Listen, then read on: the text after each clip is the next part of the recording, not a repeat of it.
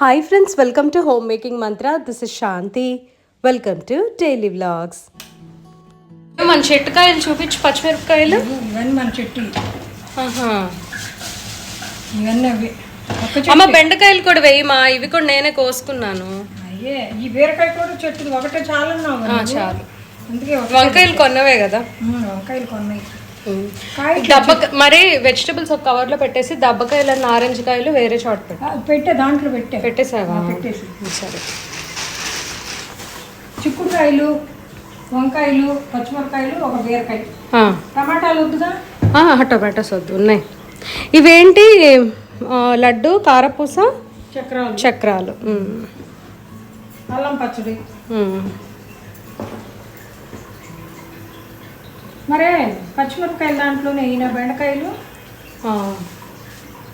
దోసకాయలు, పచ్చిమిరపకాయలు సపరేట్, చిక్కుడుకాయలు అమ్మ సపరేట్ పెట్టింది. దీపావళికని విజయవాడ వచ్చాను కదా, ఒక 1 వీక్ ఉండి మళ్ళీ రిటర్న్ అవుతున్నాను. ఇంట్లో కొన్ని పచ్చిమిరపకాయలు, బెండకాయలు అవన్నీ కాస్తే తీసుకొని వెళ్తున్నాను. మీలో చాలామందికి విజయవాడ వ్లాగ్స్ అంటే చాలా ఇష్టము. ఇప్పటి వరకు కూడా కొన్ని పోస్ట్ చేశాను కదా. అండ్ దాంతోపాటు మోస్ట్ రిక్వెస్టెడ్ మగం వర్క్ బ్లౌజెస్ అనమాట. ఇది మీరందరూ చాలా రిక్వెస్ట్ చేస్తున్న ఒక వీడియో షూట్ చేశాను. అది నా బ్లౌజెస్ వీడియో అండి. సో డీటెయిల్డ్గా అన్నీ చెప్పాను. అండ్ ఈ వీడియో వచ్చేసరికి నెక్స్ట్ వీక్ వస్తుంది. ఇప్పుడు ఇంకా చక్కగా ఈ శారీ కట్టుకొని రెడీ అయ్యాను అనమాట, బ్లౌజెస్ చూపిద్దాము అని. అండ్ ఈ శారీ డీటెయిల్స్ నేను ఆ బ్లౌజెస్ వీడియోలో షేర్ చేస్తాను. ఇంక ఇప్పుడు మెస్ అంతా కూడా సర్దేసేయాలి. నాకేమో ట్రైన్ టైం అవుతుంది. ఇప్పుడు చెన్నై రిటర్న్ అవుతున్నాను అనమాట. అండ్ టైం వచ్చేసరికి 12:15 అవుతుంది ప్రస్తుతము. పక్కనేమో ఈ వర్క్ జరుగుతుంది కదా, సో ప్యారలల్గా వీడియో చేసుకుంటా ఇది కూడా చూసుకుంటా ఉన్నాను. ఆ రోజు నేను ఫినిష్ చేయమని చెప్పా.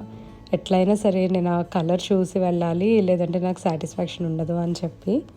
నేను వెళ్ళే రోజు మా చిన్నమ్మమ్మ వాళ్ళ అమ్మాయి వచ్చింది. తిను ఎవరంటే మా మమ్మీ వాళ్ళ కజిన్ అనమాట. కానీ సొంత చెల్లిలా చూసుకుంటారు. వాళ్ళ 5 అక్క చెల్లెళ్ళు అయితే 6 ఆవిడ అని చెప్తారు అనమాట. అంత క్లోజ్గా ఉంటారు వీళ్ళంతా. తను ఎందుకు వచ్చిందంటే మా పిన్ని ఇంకొక పెద్దమ్మకి చిన్న సర్జరీ లాగా జరిగింది, అంటే స్టంట్ వేశారు. సో అందుకని చెప్పి తను చూడటానికని వచ్చిందనమాట. అయితే ఇంకా నేను వెళ్తున్నాను కదా, కొంతసేపు నా దగ్గర ఉండు, ముచ్చట్లు చెప్పు అని అంటే ఇంకా అందరం కలిసి కాస్త భోజనం చేస్తాము, ముచ్చట్లు చెప్పుకుంటా ఉన్నాము. అమ్మ వంకాయ టమాటా తిందుగా, వంకాయ వదిలేసింది కదా కాశీలో. చూస్తూ ఉంటేనే అప్పుడే వారం రోజులు అయిపోయిందా అని అనిపించింది. వందే భారత్లో చెన్నైకి రిటర్న్ అవుతున్నాను. ఈ ట్రైన్ టైమింగ్స్ అయితే నాకు కంఫర్టబుల్గా ఉంటాయని మోస్ట్లీ ఇదే బుక్ చేసుకుంటున్నా. 10 o'clock కల్లా నైట్ నేను చెన్నైకి రీచ్ అవుతా. మా హస్బెండ్కి కూడా పికప్ చేసుకోవడానికి చాలా ఈజీగా ఉంటుంది. జనశతాబ్ది కూడా సేమ్ ఇవే టైమింగ్స్, కానీ 11 దాటిపోతుందండి ఒక్కొక్కసారి. మా ఇంటికి రావడానికి బాగా టైం పడుతుంది అనమాట. సో అందుకని చెప్పి నేను మోస్ట్లీ వందే భారతే ప్రిఫర్ చేస్తున్నాను. ట్రైన్లో షార్ట్స్ పోస్ట్ చేయడం అంటే నాకు చాలా ఇష్టము. ఎందుకంటే మంచి గ్రీన్ వ్యూ ఉంటుందన్నమాట. అది కూడా మంగళగిరి, అమరావతి సైడ్ అట్లా ఆ రూట్లోంచి తీసుకొస్తారు. మొత్తానికి ఆన్ టైం ఇంటికి చేరుకున్నాను. కార్తీక మాసం స్టార్ట్ అయినా ఒక 4-5 డేస్కి అట్లాగా చెన్నై వచ్చాను కదా. సో ఇల్లంతా క్లీన్ చేసుకొని ఆ తర్వాత దీపాలు పెట్టుకుంటే బాగుంటుంది అని ముందైతే ఇల్లంతా కూడా క్లీన్ చేసేస్తున్నాను. ఎక్కడో అక్కడ పడేసి ఉన్నాయండి. పాపం ఇంతకు ముందు మా హస్బెండ్ చాలా నీట్గా పెట్టేవాళ్ళు.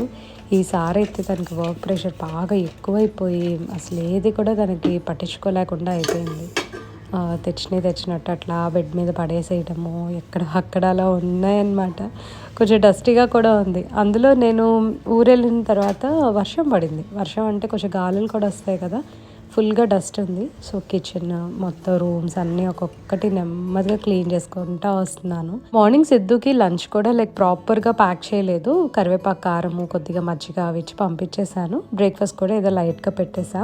అండ్ మాకేమో మధ్యాహ్నము ఆవకాయ అన్నం చేశాను. అది యాక్చువల్లీ షార్ట్ కూడా పోస్ట్ చేశాను కదా, సో ఒకసారి ఇంట్రెస్ట్ ఉంటే చెక్ చేయండి. బిఫోర్ దట్ నేను ఇదంతా కూడా క్లీన్ చేసేద్దామని చెప్పి మొత్తం అన్నీ తీసి నీట్గా సర్ఫేస్ డస్టింగ్ అయితే చేసుకుంటున్నా.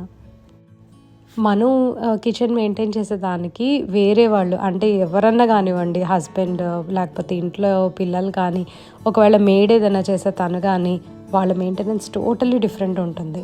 మనమైతే ఈచ్ అండ్ ఎవ్రీ కార్నర్, ప్రతి ప్లేస్ కూడా చూసి జాగ్రత్తగా క్లీన్ చేసుకుంటాం. ఎంతైనా ఎవరి పన్ను వాళ్ళకే అలవాటండి. వేరే వాళ్ళని బ్లేమ్ చేయడానికి కూడా లేదు ఈ విషయంలో. ఎందుకంటే మనం ఎలా మెయింటైన్ చేసుకుంటాం, ఇంత కీన్గా అబ్జర్వ్ చేస్తాం అనేది అది మనకే తెలుసు. అక్కడ గోడ దగ్గర కనిపిస్తున్న ట్రే, చాపింగ్ బోర్డ్స్ అవన్నీ ఉన్నాయి కదా, అక్కడ కాక్రోచ్ చాక్ పీస్ రాసి ఉంచేస్తా అనమాట. అయితే ఇప్పుడు అవన్నీ తీసి మళ్ళీ డస్ట్ చేసే ఓపిక లేక ఫస్ట్ అయితే మేజర్ పార్ట్స్ ఎక్కడైతే క్లీన్ చేయాలో అంతవరకు క్లీన్ చేసుకుంటున్నాను. దీపావళికి ఒక 2-3 రోజుల ముందేమో క్లీన్ చేసి మొత్తం అంతా కాక్రోచ్ చాక్ పీస్ రాసినట్టున్నాను. సరే ఎక్కువ రోజులు అవ్వలేదు కదా అని చెప్పేసి నేనైతే ఫస్ట్ మేజర్గా ఎక్కడెక్కడ క్లీన్ చేయాలో అంతవరకు చేస్తున్నాను. తరచూ నేను క్లీన్ చేసే ఏరియాస్ ఎక్కడంటే ఇంట్లో ఫస్ట్ కిచెన్, తర్వాత బాత్రూమ్స్. ఈ 2 మాత్రం చాలా నీట్గా ఉండేటట్టు చూసుకోవాలి. బెడ్రూమ్స్, లివింగ్ రూమ్స్ ఇంకా డైనింగ్ దగ్గర అంత డర్ట్ అయితే అక్యుములేట్ అవ్వదు. అంటే అంత వెట్ కార్నర్స్, తర్వాత ఆయిల్ పడేది అలా ఏమి ఉండదు కదా లివింగ్ రూమ్లో అట్లా. కాకపోతే మనం ఏంటంటే కొంచెం వస్తువులు చిందరవందరగా పడేసి ఉంటాం కదా, అంతవరకు క్లీన్ చేసుకుంటే, ఆర్గనైజ్ చేసుకుంటే సరిపోతుంది. సో ఈ రెండింటిని అయితే మ్యాచ్ చేయలేము. Kitchen is kitchen, living is living, అంతే కదా. నా వీడియోస్లో కూడా అందుకే ప్రతిరోజు కిచెన్ క్లీనింగే ఎక్కువ చూపిస్తూ ఉంటానండి.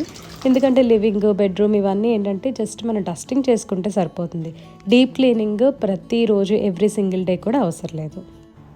ఒక పక్కన బట్టలు మడత పెడుతూ రూమ్ క్లీన్ చేస్తూనే కిచెన్ కూడా క్లీన్ చేస్తాను. సో కిచెన్ అండ్ ఒక బెడ్రూమ్ అయిపోయింది. మాస్టర్ బెడ్రూమ్లోనేమో బెడ్షీట్స్ అవి చేంజ్ చేయాలి. సో అదైతే ఒక 1 అవర్ తర్వాత ఈవినింగ్ అలా చేసుకుందాంలే అనుకున్నాను. ఒకేసారి చేసినా విసుకొచ్చేస్తుంది కదా. ప్రతిరోజు యూజ్ చేసే కిచెనే, బట్ ఒక్కసారి క్లీన్ చేసిన తర్వాత దాని లుక్కే మారిపోతుంది. చాలా డిఫరెంట్గా అనిపిస్తుంది. క్లీన్ చేసిన ప్రతిసారి కూడా ఏదో కొత్త ఫీలింగ్ అయితే ఉంటుంది కదా మనకి.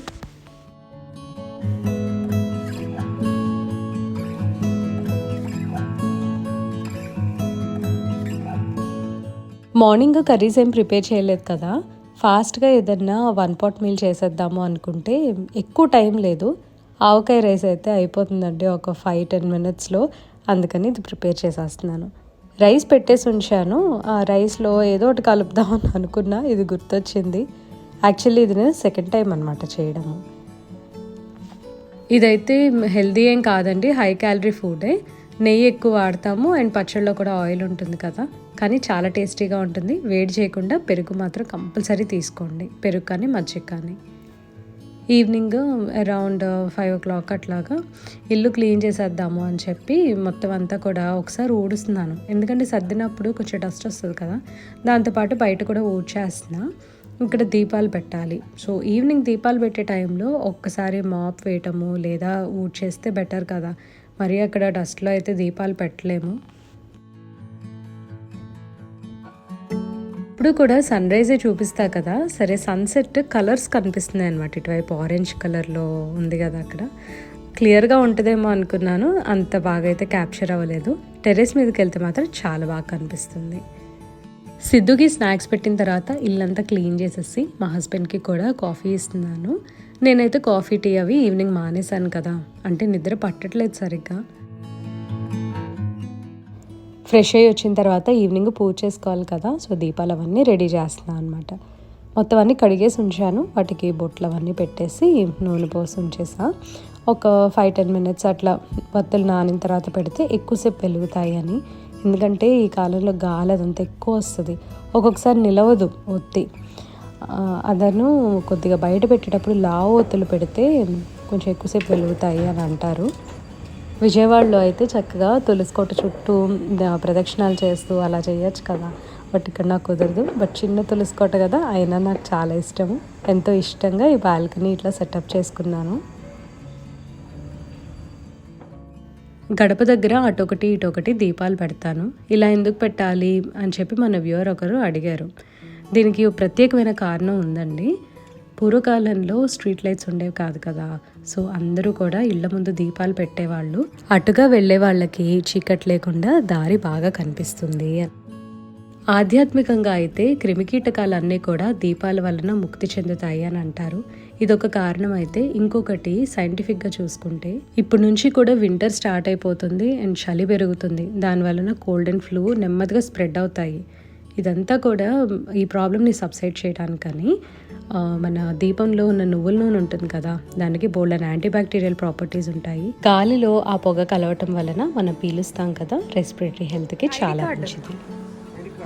మా హస్బెండ్కి ఆఫీస్ ట్రిప్ ఒకటి ఉంది, సో అందుకని బెంగళూరు వెళ్తున్నారనమాట. 2 day ట్రిప్, లైక్ ట్యూస్డే కానీ వెన్స్డే కానీ అలా వచ్చేస్తాను అని అన్నారు.